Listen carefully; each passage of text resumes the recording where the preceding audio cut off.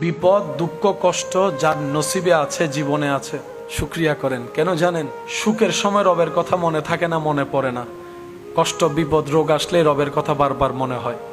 সেজন্য প্রেমিক বলে, ওই কষ্টটাই আমার জন্য নিয়ামত, যে কষ্টের কারণে আমি আমার রবকে স্মরণ করতে পারি। সুবহানাল্লাহ। ওই বিপদটাই আমার জন্য আমি নিয়ামত মনে করি, যে বিপদটার কারণে আমার অন্তরে অনুভূতি জেগেছে 2 রাকাত শুকরিয়ার নামাজ পড়ার জন্য, রবের দরবারে সিজদা দেওয়ার জন্য। ওই কষ্টটাও নিয়ামত আমার জন্য, ওই দুঃখটাও নিয়ামত, ওই অসুস্থতাও নিয়ামত।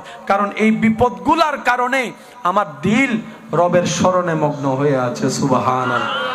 আর হাজার বিপদের মধ্যে সবর হচ্ছে এমন একটা খুঁটি, এমন একটা গাছ, এমন একটা শক্তি। এই সবর ধৈর্য সহ্য যে করার মতো করতে জানবে, বিশ্বাস করেন ভাই, হারানোর চাইতে 10 ডবল বেশি পাবেন। এটাই আপনার রবের ওয়াদা। অনেক সময় নিজের আপনকেও বিশ্বাস করে ধোঁকায় পড়ে যাচ্ছে। টাকা ধার দিয়ে অনেক সময় 10 বছরও টাকা পাচ্ছি না। যার কাছে টাকা ধার দেওয়া হয় তার কাছে টাকা চাইলে নিজের ভিক্ষুক মনে হয়, সে এমন ভাবে পাট নিয়ে কথা বলে। আল্লাহ অনেক সময় বিদেশ থেকে আমরা টাকাটা পাঠিয়ে বিশ্বস্ত মানুষের কাছে দিয়ে বললাম, জায়গাটা তুই কিনে নে। দেশে এসে দেখার পরে দেখলাম আমার কোনো নামই নেই, তার নামে সে রেজিস্ট্রি করে ফেলছে। অনেক সময় নিজের ছেলে মেয়ে বেঈমানি করছে, অনেক সময় নিজের বন্ধু বান্ধব স্ত্রী স্বামী বেঈমানি করছে। আল্লাহ, এই রাস্তায় তো আমি একা চলতে পারবো না। আল্লাহ, তোমার সাপোর্ট তো দরকার, তোমার সাপোর্ট দরকার। আল্লাহ পাক বলে যে তুই টেনশন করস কেন, আমি আছি তো। আল্লাহ, তুমি কোথায় আছো? রব বলে যে নাহনু আকরব, আমি আল্লাহ তোর অনেক কাছে আছি। আল্লাহ, কোথায় কাছে আছো?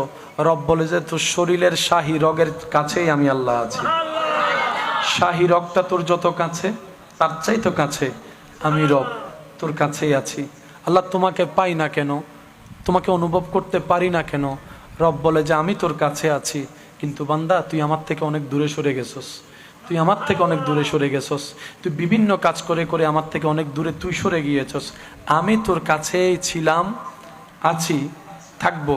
তুই আমার কাছে থাকতে জানোস নাই, পারস নাই। আল্লাহ, আমি এখন কি করব? রব বলে যে যেই দূরত্বটা গুনার কারণে হয়েছে, তুই তওবা করতে থাক, কাছে আসতে থাক, তওবা করতে থাক, কাছে আসতে থাক। সুবহানাল্লাহ। তুই তওবা করতে থাক, কাছে আসতে থাক। আল্লাহ, তওবা তো করছি, গুনাহ তো আরো দিন দিন বাড়ছে বিভিন্নভাবে। রব বলে যে তওবা কর, সাধ্যমতো নেক আমল করার চেষ্টা কর, নিজে কর, নেক আমলের সাথে থাক। তাহলে 2টা সাপোর্ট তোর হবে। একটা হচ্ছে করা জিনিসের জন্য তওবা করলি, ভবিষ্যতের জন্য তুই নেক আমল করার চেষ্টা কর। বান্দা, তোর চেষ্টাটা যদি আমার পছন্দ হয়, আমি আল্লাহ যেদিন ইচ্ছা হবে সেদিন নিজের কুদরতেই তোকে আমার কাছে টেনে নিব, আর সেই দিনে তুই সাধারণ বান্দা থেকে ওলি আল্লাহ হয়ে যেতে পারবি।